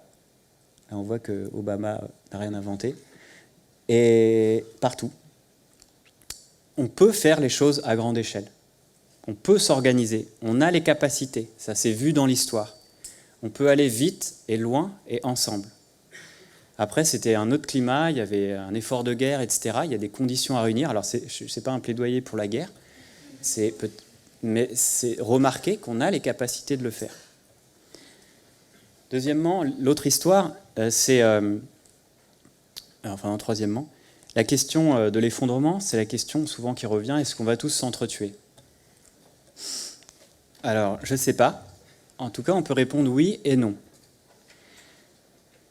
Et en fait, on a répondu à cette question avec Gauthier Chapelle, un ami qui est aussi biologiste, agronome et docteur en petites bêtes, qui a amené le biomimétisme en Europe, donc s'inspirer des principes du vivant pour créer des systèmes durables, enfin résilients. Ça, c'est le biomimétisme. Et on a fait le tour d'horizon de tous les êtres vivants, comment les êtres vivants, champignons, bactéries, plantes, animaux, humains, s'associent. Et il y a toute une biodiversité de l'entraide, une symbiodiversité. L'entraide est partout, depuis la nuit des temps, chez toutes les espèces, tous les individus, depuis leur naissance. C'est vraiment pas juste un fait divers, c'est massif, c'est un principe du vivant. L'entraide est partout. Et chez nous, les humains, c'est vraiment très bien développé. On est câblés, on a des hormones, on a un système cognitif qui est très, très, très pro-social. Ce qu'on a découvert aussi, et les évolutionnistes ont fait beaucoup de découvertes ces dernières années, l'entraide est un facteur de l'évolution. C'est une phrase de Kropotkin, un grand géographe et anarchiste du fin du 19e et début du 20e. En 1902, il a écrit ce livre, L'entraide, un facteur de l'évolution, que je vous recommande vivement. C'est génial. Et il fait un tour d'horizon justement de ces découvertes. Ceux qui survivent, ce n'est pas les plus forts, c'est ceux qui s'entraident le plus. C'est les groupes les plus coopératifs qui survivent à l'évolution. Et c'est un des principes d'innovation dans le vivant. Ces manchots-là, ils sont ensemble en groupe, vous savez, ils subissent des vents en moins 200 degrés en ressenti, et ben ils se blottissent, et ceux qui sont au bord ont froid, plus froid que les autres, et à un moment ils tournent, ils se remplacent, à tour de rôle. Si les manchots, là, ils se la jouaient individualistes, chacun pour soi, ben, ils seraient tous morts, il n'y aurait pas de manchots. Donc dans le monde vivant, il y a un principe très contre-intuitif mais majeur, c'est l'entraide apparaît dans les milieux hostiles. Quand il y a des pénuries et milieux hostiles, l'entraide peut émerger. Alors vous allez me dire, mais non, quand il y a un milieu hostile et quand il n'y a plus rien dans les magasins, on s'entretue. Ah ouais. Alors les deux sont vrais. Comment on réconcilie ça? C'est parce que nous sommes dans une société d'abondance, et quand il y a de l'abondance, vous vous souvenez, 500 esclaves énergétiques chacun, bah c'est la classe, on est riche. On peut se permettre le luxe de dire à son voisin, bah, j'ai pas besoin de toi, moi j'ai des esclaves énergétiques. Et l'individualisme, et un luxe peut émerger, parce qu'on est tous riches. Et on a créé une culture de l'égoïsme, de l'individualisme, etc. Et c'est ça qui est toxique quand on arrive dans les catastrophes et les tempêtes. C'est cette culture, c'est ça qui fait l'effet Nutella dans les magasins. Quand on baisse le prix du Nutella, les gens jouent des coudes. C'est ça. C'est la culture de l'égoïsme, et qui est entretenue par une mythologie de chacun pour soi, la loi du plus fort, les équations mathématiques, etc. Il y a un cas emblématique que développe Jacques Lecomte dans son livre La bonté humaine. C'est à Katrina, la Nouvelle-Orléans, en 2005. Vous vous souvenez de ces images? Il y a plein de meurtriers, de pilleurs, de violeurs, etc. Des Noirs, évidemment. Et donc, on envoie la garde nationale hyper stressée, qui a la gâchette facile, et les journalistes sont à l'affût de pilleurs, de meurtres, etc. Et en fait, ce qu'ont montré les études, les journalistes, etc., c'est qu'il n'y a jamais de panique en temps de catastrophe. Plus on est à l'épicentre d'un phénomène de catastrophe, plus c'est calme. Plus les gens s'auto-organisent et développent des comportements altruistes extraordinaires, d'entraide. Ouragans, attaques terroristes, tsunamis, etc. Tout. Les sociologues parlent même plus de panique. Ça, c'est des représentations qu'on a, c'est une mythologie de notre mythologie libérale, on va dire, philosophiquement, qui considère que la nature est agressive, méchante, que c'est la loi du plus fort, la guerre de tous contre tous, etc. Et le mythe aussi de l'égoïsme, où tout le monde est égoïste, et ceux qui survivent dans la nature, c'est les plus forts et les plus égoïstes. Et en fait, voilà, le World Trade Center, les gens descendaient des tours jumelles avec des comportements de galanterie, de calme, etc. Les pompiers sont remontés en sachant qu'ils allaient mourir. Ils sont remontés sauver des gens, etc., etc. Tous les témoignages convergent. Et en fait, nous, notre espèce, elle est hyper sociale. Le terme est ultra social dans les publications scientifiques. Ultra sociale. Nous sommes l'espèce la plus sociale du monde vivant. Une des plus sociales. Pourquoi? Parce qu'à la naissance, on est hyper vulnérable. À la naissance, sans maman, papa, on se fait bouffer tout de suite. Sans les oncles, les tantes, le clan, la grand-mère, le clan. Sans l'ultra-socialité, sans les capacités d'empathie, de découvrir les sentiments des autres et de fonder les sociétés, on serait tous morts. Et c'est ça notre puissance. C'est la socialité humaine qui fait notre puissance. Et le paradoxe, c'est notre puissance maintenant qui nous détruit, qui nous rend vulnérables. Et donc, on arrive, nous, vous savez peut-être, vous avez lu Sapiens de Harari, super bouquin au début, vous savez, il parle de la révolution cognitive à moins 70 000 ans, l'être humain est parti dans sa tête, dans ses mythes, ses représentations, ses récits, etc. Et il y croit à fond. Et en fait, on est parti là-dedans et on croit à des choses complètement incroyables. Par exemple, qu'il n'y a qu'une loi dans la jungle, c'est la loi du plus fort. Mais franchement, s'il y avait si les bactéries et les champignons nous voyaient, mais ils se moqueraient de nous. C'est fou. Et ils diraient, ouais, ils sont encore jeunes, ils vont comprendre. Et donc la proposition qu'on fait, c'est d'apprendre à voir avec d'autres lunettes que la compétition. On est devenu hyper compétent en compétition, redevenons compétents en coopération. Il ne suffit plus de compter sur l'intuition, le bon sens et tout ça. Il faut devenir compétent, avoir des facs d'économie dédiées à l'altruisme, des prix Nobel, des équations mathématiques. Et là, on pourra parler d'un vrai projet de société, ou en tout cas apprendre à marcher droit, sachant qu'on a une jambe hypertrophiée et une jambe un peu faible. Donc on sait gérer les pénuries. Ce qui est dangereux pour l'être humain, c'est pas d'arriver dans les pénuries, parce que ça on sait faire depuis des centaines de milliers d'années, c'est d'arriver dans les pénuries avec cette culture de l'égoïsme. Un autre déclic, c'est la vision qu'on a du vivant. Alors vous avez sûrement vu les livres sur la forêt. En ce moment, il y en a beaucoup. La vie secrète des arbres, sur les végétaux, sur l'intelligence des plantes, tout c'est passionnant. Il y a des découvertes scientifiques majeures en ce moment qui sont faites. Par exemple, que tous les arbres s'entraident par les mycorhizes, se passent des nutriments des plus forts aux plus faibles, des adultes aux petits jeunes qui émergent, et ça éclate complètement cette vision qu'on avait d'une forêt où tous les arbres jouent des coudes pour l'accès à la lumière et sont tous en compétition. Il y a de la compétition, certes, il y a beaucoup d'entraide, entre espèces même. Il se passe des minéraux entre espèces différentes. C'est intra- et interspécifique. Et en fait, la forêt, la nature en général, les écosystèmes ont beaucoup d'expérience en résilience. Il y a ce que disent les biomiméticiens, c'est 3,8 milliards d'années d'expérience en recherche et développement en résilience. Dans toutes les entreprises, vous mettez un biologiste pour réfléchir à comment traverser les tempêtes ou à découvrir des nouveaux procédés. C'est ce que résume bien Gauthier Chapelle, avec qui j'écris l'entraide, dans son livre « Le vivant comme modèle ». Je pense que c'est une bonne base pour l'Anthropocène et pour décrire les principes du vivant, surtout pour des étudiants.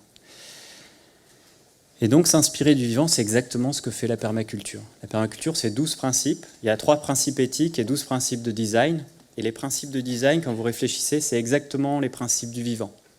Et vous les appliquez à tout, à l'agriculture, à la maison, à l'énergie, au groupe humain, et ça fonctionne super bien. Voilà, la permaculture, c'est une méthode de conception de systèmes humains soutenables, empruntant les motifs de la nature.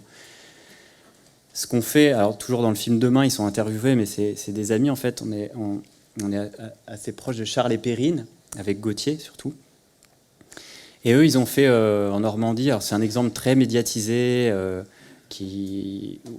dont on discute souvent, enfin qu'on discute souvent, mais ce qui est formidable, c'est qu'ils sont installés très naïvement sur des terres très peu fertiles en Normandie, et ils ont foiré en fait leur installation. Ils sont installés en bio, ils ont fait une formation maraîcher bio et ça marche pas. Et ils perdaient de l'argent, etc. Et du coup, je vous conseille, leur livre est vraiment excellent. Et après, ils ont fait un pas de côté. Ils ont appliqué les principes de permaculture et les principes de micro-agriculture intensive qui venaient des maraîchers parisiens du 19e, je vais y revenir juste après. Et ils ont réussi à produire de l'abondance. Non seulement ils produisent beaucoup en intensif, sans produits chimiques, sans mécanisation ou quasi, en stockant du carbone, en augmentant la biodiversité de manière incroyable, les oiseaux reviennent, c'est fou, et en générant de l'emploi, je veux dire beaucoup d'argent, de manière à ce que ça soit viable économiquement. Donc quand on va dans le sens du vivant, et c'est ça un grand déclic qu'on doit avoir, surtout en agro, que moi j'ai pas eu à l'époque, que j'ai découvert par la suite, quand on va dans le sens des principes du vivant, ça crée de l'abondance. Et quand on va à l'encontre des principes du vivant, on doit dépenser de l'énergie et du travail, pétrole, pour aller à l'encontre et pour produire finalement moins. Et c'est ça l'aberration. Donc c'est une invitation à aller plonger dans les principes du vivant. Alors dans ces fermes post-industrielles qui seront évidemment verticales, avec Gauthier on voulait, verticales dans le sens avec plusieurs étages végétaux, on voulait mettre en évidence qu'il y aura 3 piliers. Le premier, c'est la tête. L'agriculture du futur, 3 piliers. 1, la tête, c'est-à-dire une agriculture intensive en connaissances. Et ça, c'est la permaculture. Ça, c'est les 2 fondateurs de la permaculture. C'est très complexe. Compliqué, non ? Complexe. On est dans ce qu'on disait au début, les sciences de la complexité. Ici, vous avez une manière de fabriquer un œuf industriel. Voilà, il faut tout ça. Des minerais, des bateaux, des machins, des tracteurs. Tout. Ici, vous avez une manière de fabriquer un œuf permaculturel. C'est hyper complexe.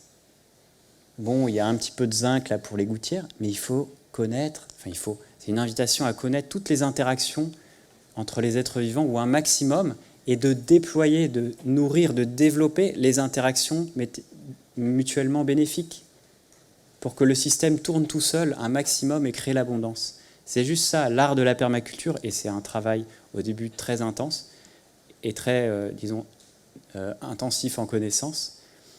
C'est le chef d'orchestre, c'est d'arriver à connaître tout et à maximiser, à stimuler ce qui crée de l'abondance dans la nature. Au bec et loin, ils font des buttes de 85 cm avec un semoir Coleman. Elliot Coleman, c'est un des meilleurs maraîchers du monde, là aux États-Unis, dans le Maine, la côte Est. Il a inventé ça, 6 rangs. Il repasse ici, il y a 6 rangs. Il plante entre les rangs et au milieu, il y a des choux. Il y a 25 rangs sur 85 cm. Pour ceux qui ont fait un peu de maraîchage, c'est fou. Et ils ont plusieurs récoltes par an. Et cette hyper-intensification, ça fait quoi? Ça fait que les machines ne sont plus les bienvenues, parce que les machines, elles piétinent tout, elles sont maladroites. Donc c'est intensif en main-d'œuvre, c'est du détail, c'est vraiment de l'orfèvrerie. Et le principe de base de la micro-agriculture hyper-intensive, donc sans produits chimiques, hein, je rappelle, c'est si vous voulez produire plus, choisissez une plus petite surface. Ça va à l'encontre de ce qu'on apprend en agro. Si vous voulez produire plus, vous diminuez la taille de votre champ. Et vous le cultivez bien, au maximum. Elliott Coleman, ça c'est un bouquin qui a été traduit, qui est passionnant, traduit en français, il y en a d'autres. Le jardinier maraîcher, Jean-Martin Fortier, c'est un Québécois qui a eu pas mal de succès aussi. Et en fait, ça vient... Elliott Coleman, c'est un Américain, avec John Jevons, un aussi des meilleurs maraîchers, qui ont retrouvé des archives des maraîchers parisiens du 19e, qui, dans la ceinture verte de Paris, avaient un grave problème. Paris était noyé sous le crottin. Ils ne savaient pas quoi faire. C'était le problème numéro 1 du préfet de police à Paris. Et en fait, ils envoyaient ça aux maraîchers qui les portaient là sur des... Enfin, c'était dur physiquement, mais ça nourrissait un système agricole ultra intensif, parmi les plus intensifs de l'histoire de l'agriculture. Ils avaient 7 à 8 récoltes par an sur la même parcelle, par an.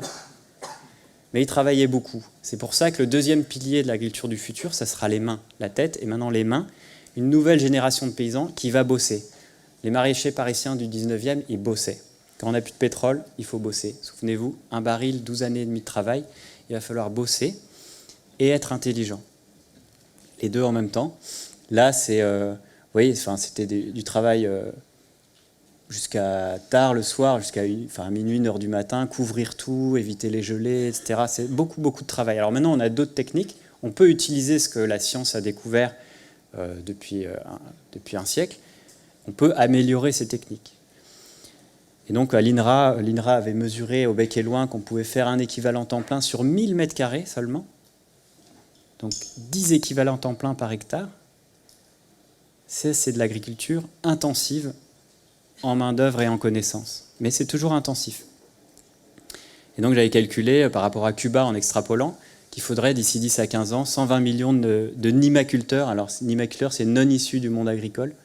C'est les formulaires qu'on coche quand on s'installe en agriculture, NIMA. Donc, de néo-ruraux. 120 millions en Europe. En Europe, 500 millions d'habitants. Donc, 2 fois la France. Ça veut dire que les néo-ruraux, les futurs agriculteurs, sont déjà nés, mais ils ne savent pas qu'ils le seront. En gros, c'est ça. Et le troisième pilier, c'est l'arbre. L'arbre, sera le pilier de l'agriculture du futur.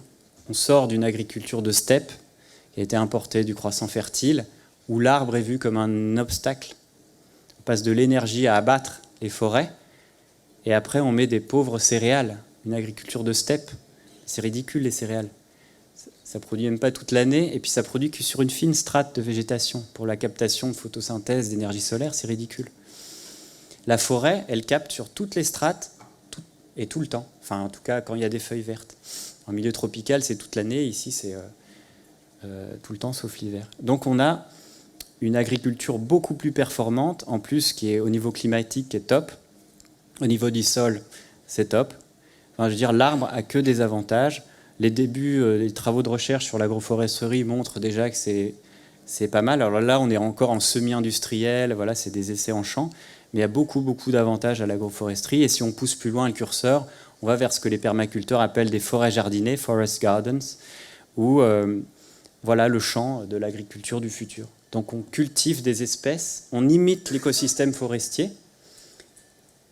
Souvenez-vous, je vous ai dit, quand on va dans le sens de la nature, ça crée de l'abondance. Dans les steppes, en Iran, en Irak, quand vous laissez un champ libre, ça fait des steppes. Ici, en Europe, vous laissez une friche, au bout de quelques années, vous avez une forêt. La nature, elle va naturellement vers la forêt. Donc, allons vers la forêt, naturellement, sans dépenser d'énergie. Et on met les espèces qui nous arrangent le mieux. Alors, peut-être qu'il y aura un peu de céréales à droite à gauche, on verra. C'est à nous de créer ça. En tout cas, c'est une des propositions. Donc, 4e marge de manœuvre, agriculture post-pétrole, 3 piliers. Conclusion, il va falloir survivre. Ça, je pense que c'est assez clair. À Cuba, ils ont eu faim. Ils se sont débrouillés, ils se sont organisés. C'était difficile. Ils sont passés sous le niveau calorique là, de recommandation de l'OMS. Voilà. Il y en a qui se sont effondrés. Corée du Nord, alliés soviétiques, effondrement. Il y a eu 2 millions de morts de famine. Ça peut foirer, mais on peut arriver à faire quelque chose. Ça, c'était à Cuba. Je me souviens des témoignages où ils mangeaient des rats, et les familles d'accueil là, qui me racontaient. Ils mangeaient des sandwichs de peau de banane. Enfin, c'était fou, quoi. Et ils nettoyaient les friches pour faire de l'agriculture urbaine. C'était difficile. Et dans les campagnes, les agronomes, les paysans, les agriculteurs, imaginez un peu. Ils devront produire de la nourriture pour tout le monde. Je dirais, c'est pas facile. Réparer, régénérer les écosystèmes, encore moins facile. Si on se contente juste de sauvegarder ce qu'on a, c'est foutu. Il faut régénérer. On a trop détruit. Il faut en plus produire de l'énergie. Si on n'a pas le gaz naturel de Norvège, de Russie, etc., il faudra produire de l'énergie. Et faire tout ça sans pétrole et avec un climat instable, imprévisible. Et des événements violents. Et l'agriculture est basée sur la prévisibilité, justement. Donc ça va être coton, ça va être difficile. Et la transition, ce que j'ai appris à Cuba, en tout cas, mon déclic, c'était que là-bas, ils ont eu faim, donc ils se sont bougés. Et il y a une puissance qui est venue du peuple, par le bas, puissance de la nécessité, qu'on n'a pas ici encore.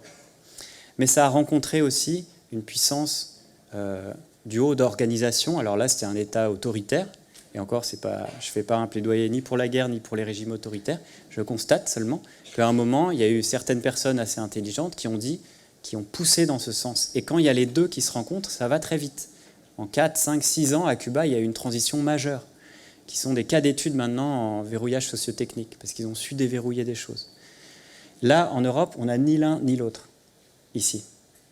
On n'a pas faim, et on a des verrous incroyablement puissants au niveau... et ce n'est pas Nicolas Hulot qui contredira, au niveau national, au niveau européen, à tous les niveaux. Et ce qu'on a voulu faire dans ce nouveau livre, c'est d'aller encore plus loin en collapsologie et de dépasser le cadre de la science. Et là, ce sera une conclusion assez ouverte pour la discussion. Comment on fait pour vivre avec ça, pour ne pas s'effondrer, peut-être pour traverser la dépression, parce que la dépression, elle peut arriver et c'est OK. La colère, la tristesse... L'angoisse, c'est OK, tout ça c'est normal, ça fait de nous des êtres vivants. Peut-être des stades de deuil, on va traverser des montagnes russes d'émotions. L'idée c'est d'accueillir, la proposition c'est d'accueillir ces émotions parce que c'est normal et pas de les vivre tout seul, de les accueillir ensemble et d'accueillir aussi toutes les réactions, ceux qui se passionnent pour la question, ceux qui se disent « à quoi bon, tout est foutu, allons finir notre vie au bistrot ». Il y en a plein des comme ça. Mais c'est des stades en fait. Moi j'ai eu ma phase aquaboniste. Et j'en reviens des fois, j'en ai marre, à quoi bon tout ça? C'est OK. Mais il faut accepter qu'il y ait toute cette diversité, cette biodiversité. Les savapétistes, ceux qui se disent ouais, bien fait, que tout s'effondre, c'était vraiment trop injuste, enfin, c'est vraiment tout pourri, vivement que ça s'effondre. Très basé sur la colère, mais et justifié aussi. Et ça existe, il y en a beaucoup. Et puis ceux qui disent on est tous dans le même bateau, et ceux qui se disent tout seul on ira plus vite, chacun sa merde. Il y a de tout. Et je pense qu'on a ces deux réactions, on les a tous en nous. On a tous un survivaliste et un transitionneur en nous. Et l'accepter et voir que ça évolue au fil de la vie et chez les gens, c'est déjà une grande étape. Et après, imaginer la suite. Est-ce qu'on se base sur des films hollywoodiens pour imaginer l'après? Est-ce qu'on voit l'avenir comme Mad Max, comme on va coloniser Mars, comme un jeu vidéo, bref, ou comme une transition...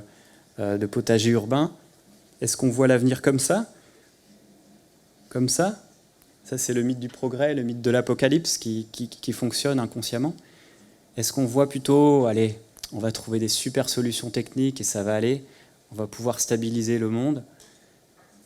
Ou est-ce qu'on accepte, on se dit, OK, il y aura une grande descente et on va faire au mieux, on va gérer cette descente? Vous voyez, tout ça, c'est une question d'imaginaire. Quel récit on se raconte? On croit à quoi on veut croire, à quoi on peut croire, qui croit avec moi, qui a envie d'aller vers ça, etc., etc. Et donc, la question de l'imaginaire est aussi primordiale. Et quand je dis qu'il va falloir revivre, c'est passer de la survie à la vie. La survie, c'est quelques mois. C'est peut-être bien pour une famille, un individu, mais ça ne fait pas un projet de vie et ça ne fait pas de nous des humains. Et vivre, c'est plutôt quel est le projet collectif derrière, même s'il y a des tempêtes, même si la pirogue elle est mal barrée, il y a un petit rocher, quelle histoire on se raconte, comment on se met ensemble. Tout ça, c'est le défi de notre génération. Et vous et nous allons être confrontés à ça. Et pour illustrer, je termine là-dessus, la puissance de l'imaginaire, je l'ai pris à Rob Hopkins, l'initiateur des villes en transition. Voilà, il raconte l'ascension de l'homme moderne, 1850. Il est dans l'esprit des Lumières, il a trouvé la machine à vapeur, le charbon, les énergies fossiles, la puissance de son génie, de sa rationalité, vous voyez, séparation tête, corps, raison, intuition, corps, nature, culture, il est vraiment là-dedans, dans cette mythologie.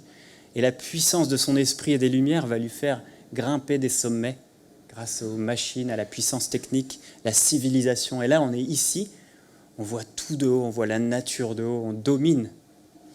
Et là, il y a des affreux écolos qui nous disent « Non, non, non, non, tu vas redescendre, mon petit gars. Non, non, moi, j'ai pas envie de redescendre. » C'est très désagréable pour cette mythologie, pour ces croyances, de dire à cet alpiniste qu'il va redescendre. C'est très désagréable. Par contre, on peut se raconter une autre histoire.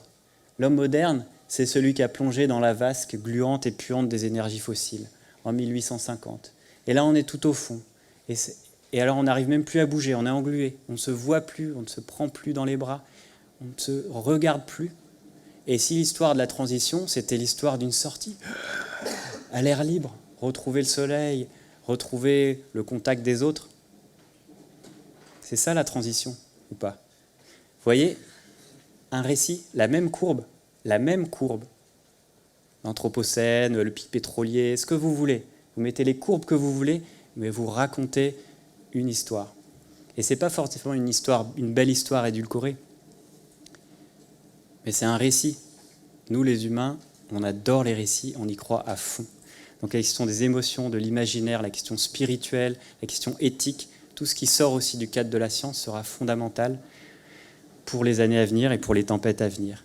Et je finis sur une petite blague. Lui dit oui, la planète a été détruite, mais pendant un bon moment, on a créé énormément de valeur pour les actionnaires. Et je trouve ça magnifique parce qu'il y a tout. Il y a le feu, symbole de la communauté, il y a les enfants, les générations futures, il y a l'effondrement derrière, il y a le passé et il y a les récits. Merci de votre attention.